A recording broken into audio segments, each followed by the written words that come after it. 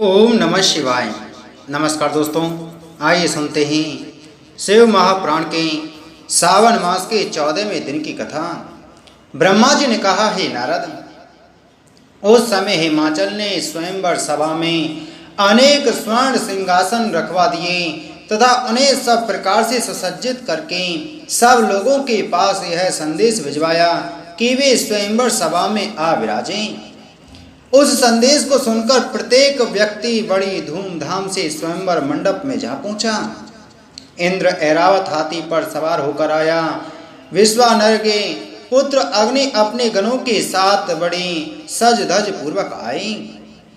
इसी प्रकार विष्णु, दिक्पाल, वरुण, कुबेर, यमराज, सूर्य तथा चंद्रमा आदि भी सभा में पहुंचकर अपनी अपनी चौकियों पर बैठ गए। मैं भी अपने हंस पर बैठकर उस स्वयंवर सभा में जा पहुंचा।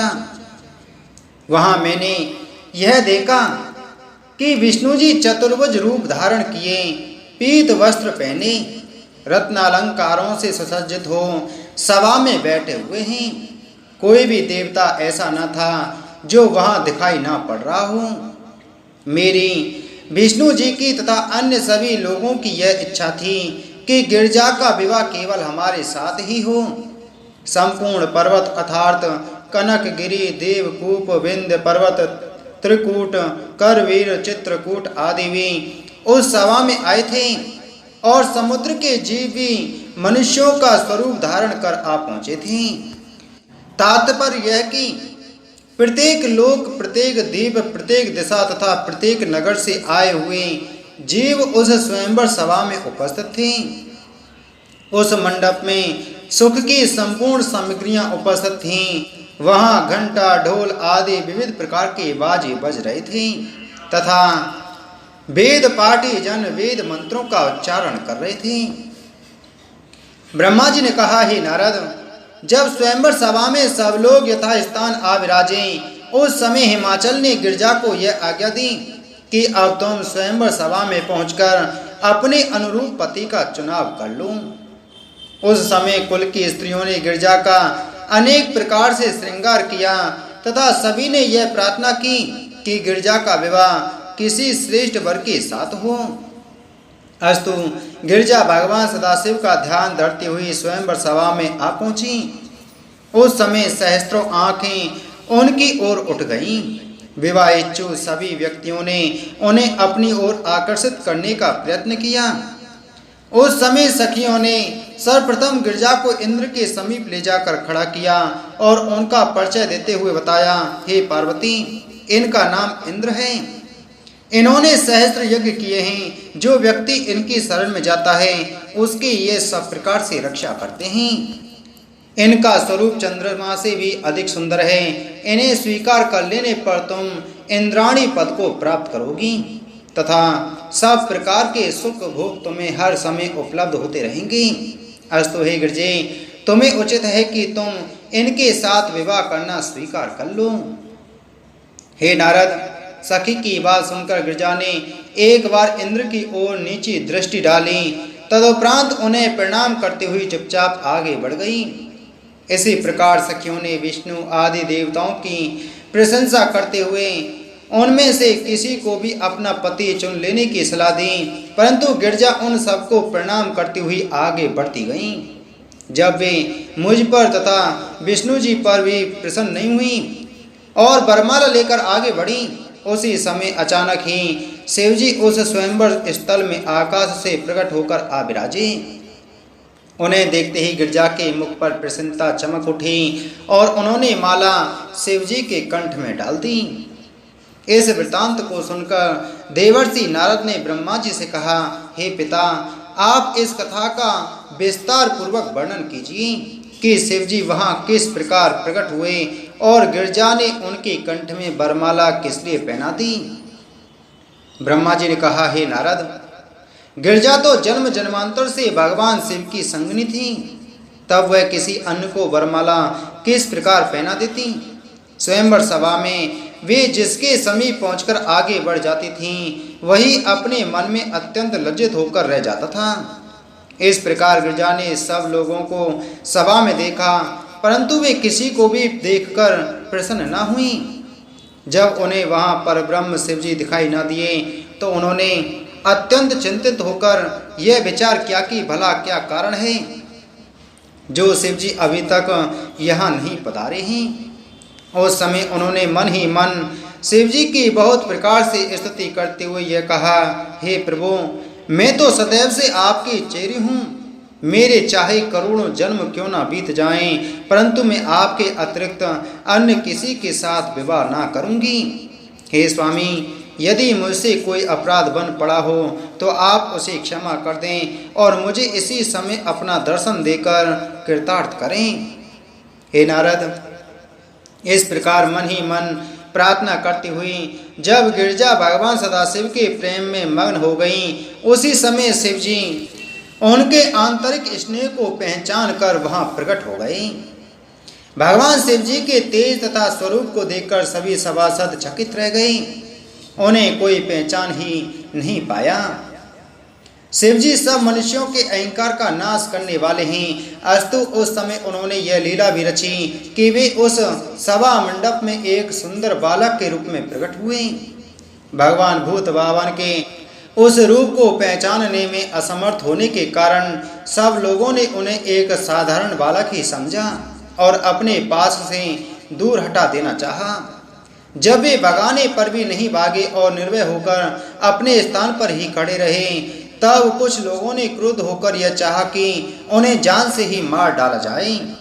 अपनी इच्छा की पूर्ति के हेतु पहले तो कुछ देवताओं ने साधारण अस्त्र शस्त्रों द्वारा उनके ऊपर प्रहार किया, परंतु जब शिवजी के ऊपर उन शस्त्रों का कोई प्रभाव न हुआ तो वे अपने तीक्ष्ण शस्त्रों द्वारा उन पर प्रहार करने की इच्छा करने लगी।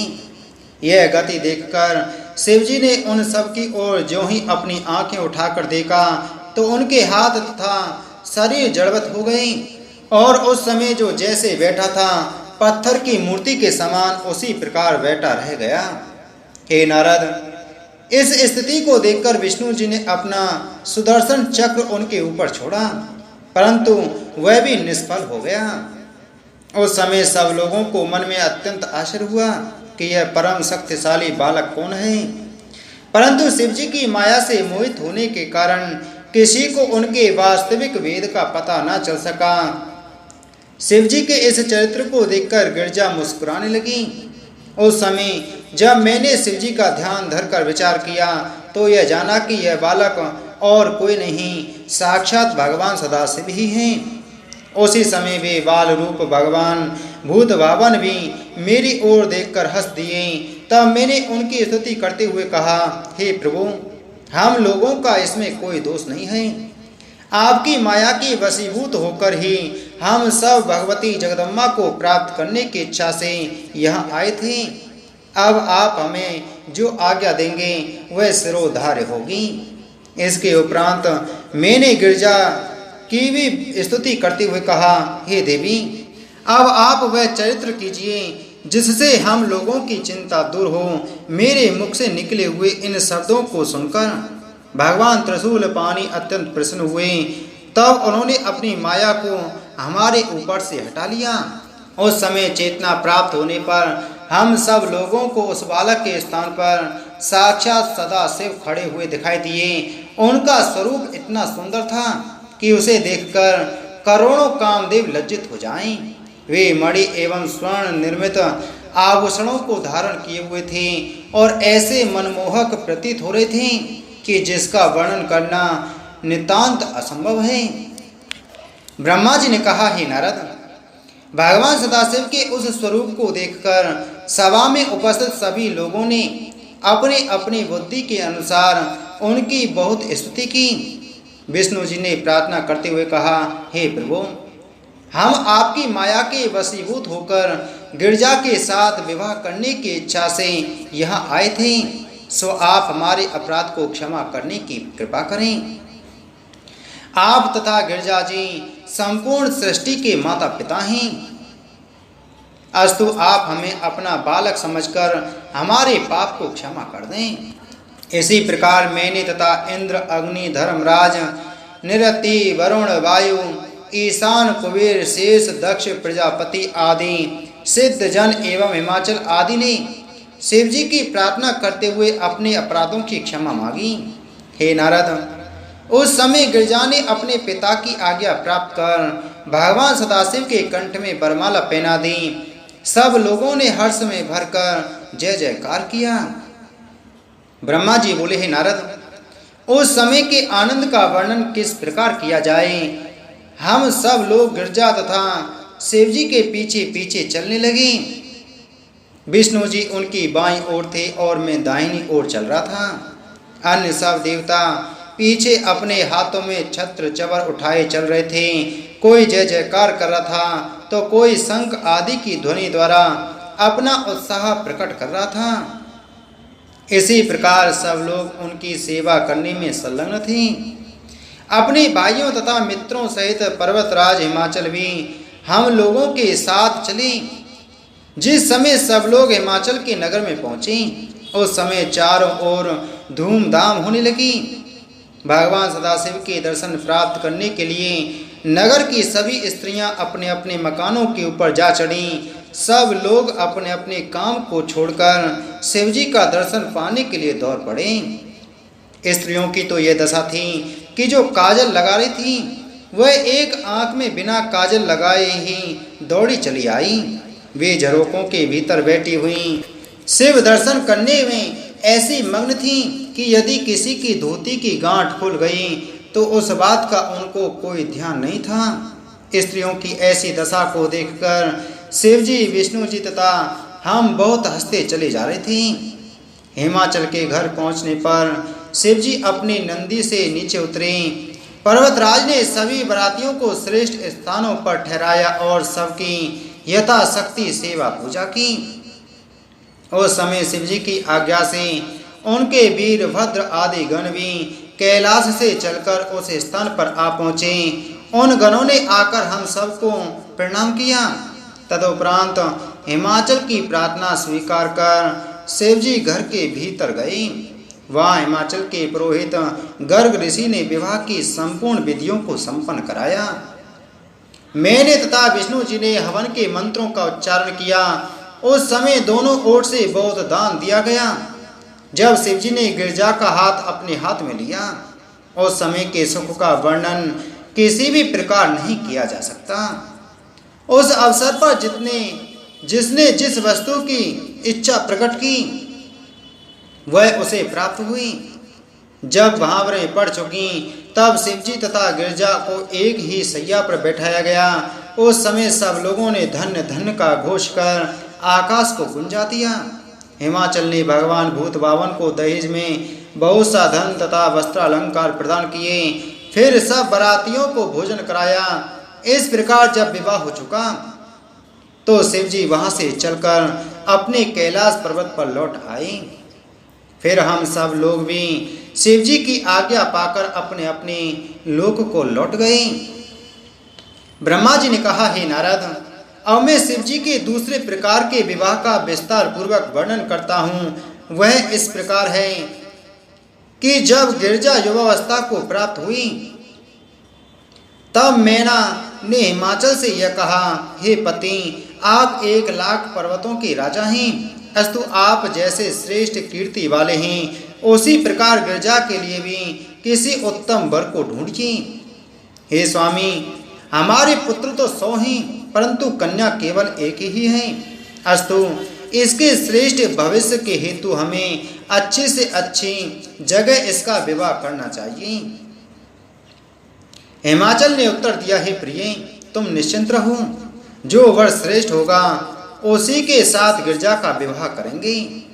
हे नारद, इतना कहकर हिमाचल अपनी राजसभा में आए और मंत्रियों से विचार विमर्श करने के उपरांत अपने पुरोहित से बोले, हे पुरोहित जी, आप गिरजा के लिए कोई योग्य वर ढूंढने की कृपा करें।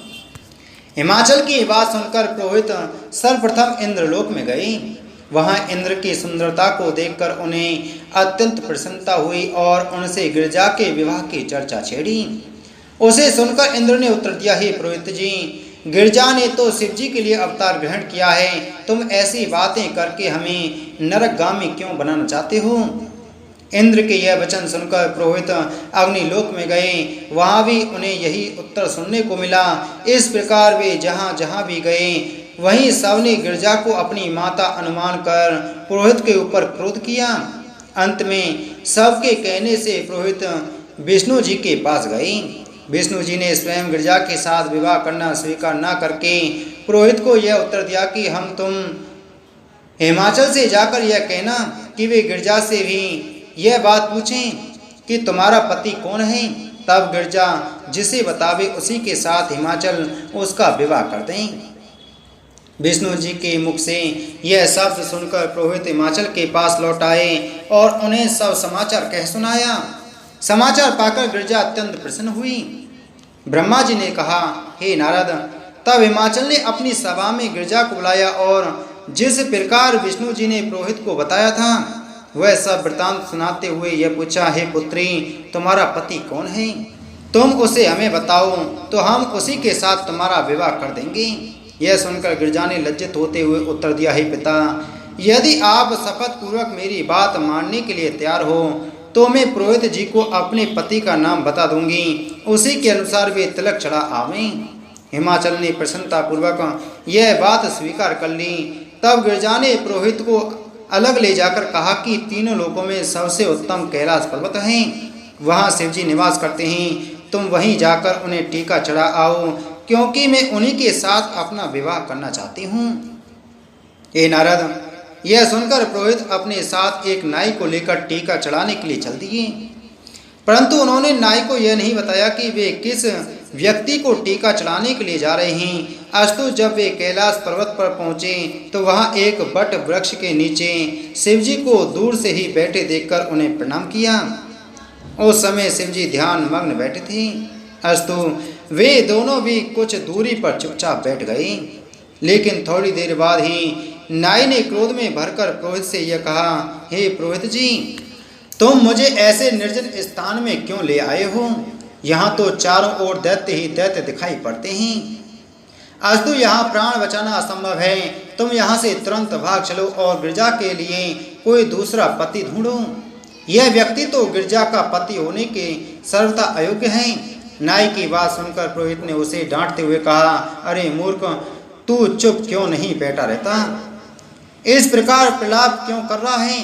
पुरोहित की इस दृढ़ता को देखकर तथा गिरजा की प्रीति का स्मरण कर शिवजी ने अपनी समाधि खोली। उस समय पुरोहित हाथ जोड़कर उनके सामने जा खड़ा हुआ और बहुत प्रकार से स्तुति तथा प्रशंसा करने लगा। हे नारद, पुरोहित ने गिरजा के गुण तथा सौंदर्य का वर्णन करते हुए शिवजी से कहा, हे प्रभु, गिरजा आपके साथ विवाह करना चाहती है, अतः आप उसे स्वीकार करें। तब शिवजी ने उससे कहा, हे पुरोहित, तुम्हें ऐसी बात करना उचित नहीं है, क्योंकि हिमाचल की पुत्री के साथ संबंध करने योग्य हम नहीं हैं। हिमाचल पर्वतों के राजा हैं तथा बहुत धनवान हैं। इसके विपरीत हम निर्धन हैं। मित्रता, शत्रुता तथा विवाह अपने समान बल वालों के साथ करना चाहिए। गिरजा मुझे अपना पति बनाकर कोई सुख नहीं पावेगी, बल्कि यूँ कहिए कि मेरी भांग घोटते समय उसे बहुत कष्ट उठाना पड़ेगा। वह राजपुत्री है, अतः उसका विवाह किसी राजा के साथ होना ही उचित है। दूसरी बात यह भी है कि मुझे तिलक चढ़ाने पर तुम्हें पुरस्कार में धन भी नहीं मिल सकेगा, क्योंकि हम तो दक्षिणा में थोड़ी सी भस्म ही तुम्हें दे सकते हैं। हे नारद, शिवजी की यह बात सुनकर पुरोहित ने उत्तर दिया, हे प्रभु, यदि आपकी भस्म हमें मिल जाए तो इससे बढ़कर हमारे भाग्य और क्या होंगे। अस्तु अब आप कुछ और अधिक ना कहकर मुझे तिलक चढ़ाने दीजिए। इतना कहकर पुरोहित ने शिवजी को तिलक चढ़ा दिया। शिवजी को भी उस समय अत्यंत प्रसन्नता हुई, परंतु नाई को यह बातें अच्छी न लगीं। जब पुरोहित ने घर लौटना चाहा तो शिवजी ने उसे थोड़ी सी भस्म देकर विदा कर दिया। इसी प्रकार नाई को भी उन्होंने थोड़ी सी भस्म दे दी। पुरोहित तो उस भस्म को पाकर बहुत प्रसन्न हुए, परंतु नाई को अत्यंत क्रोध आया। उसने पुरोहित से कहा, हे पुरोहित जी, तुमने राजा हिमाचल की पुत्री का तिलक एक अवधूत को चढ़ा दिया। इससे बढ़कर बुरी बात और क्या हो सकती है? भला तुमने किस लोभ में पड़कर ऐसा बुरा काम किया? यदि तुमने किसी राजा को तिलक चढ़ाया होता तो हमारी राह इस प्रकार नहीं कटती जैसे कि अब कट रही है। शिव जी ने तो केवल एक मुट्ठी भर राख दे दी है और मुँह से भी कुछ अच्छी बात नहीं कही। मेरे घर में तो ऐसी राख बहुत भरी पड़ी है, यदि तुम्हारे घर में ना हो तो तुम भले ही ले जाओ। मुझे तो उन्होंने मार्ग का खर्च भी नहीं दिया। अब भला मैं किस प्रकार अपने घर तक पहुंचूंगा? पता नहीं राजा हिमाचल इस वृतांत को सुनकर क्या दंड देंगे। मैं तो सारा दोष तुम्हारे ही सिर पर रख दूंगा, यह याद रखना। इतना कहकर नाई ने क्रुद्ध हो भस्म को खोलकर वहीं फेंक दिया। हे नारद, जब पुरोहित और नाई अपने अपने घर पहुंचे तो उस भस्म के प्रभाव से पुरोहित के घर में संसार के संपूर्ण रत्न और सुख सामग्री उत्पन्न हुई, जिससे पुरोहित तथा उनकी पत्नी को बहुत आनंद हुआ। एक दिन नाई की स्त्री पुरोहित के घर आई। जब उसने यह देखा कि उसके घर में सुख की संपूर्ण सामग्रियां उपस्थित हैं, तो उसने पुरोहित की पत्नी से उस ऐश्वर्य का कारण पूछा। जब पुरोहित की पत्नी ने उसे यह बताया कि यह सब सामग्री, यह सब संपत्ति शिवजी द्वारा दी गई भस्म के कारण प्राप्त हुई है, तो उसने अपने पति के पास पहुंचकर यह सब हाल कह सुनाया। उसे सुनकर नाई दौड़ा दौड़ा पुरोहित के पास आया और झगड़ा करके यह कहने लगा कि तुम मुझे इस धन का आधा भाग दो। उस समय पुरोहित ने उसे यह उत्तर दिया, अरे मूर्ख, तूने शिवजी द्वारा दी गई भस्म का निरादर करके उसे फेंक दिया, इसलिए तू इस संपत्ति से वंचित रहा। अब मुझसे लड़ने के लिए क्यों आया है? यदि तू संपत्ति प्राप्त करना चाहता है तो फिर उन्हीं के पास चला जा जिन्होंने पहले तुझे भस्म दी थी। पुरोहित की बात सुनकर नाई फिर कैलाश पर्वत पर गया, परंतु इस बार उसे वहां से निराश होकर लौट आना पड़ा। इसी के साथ आज की हमारी शिव महापुराण की कथा संपूर्ण हुई। बोलो शिव शंकर भगवान की जय।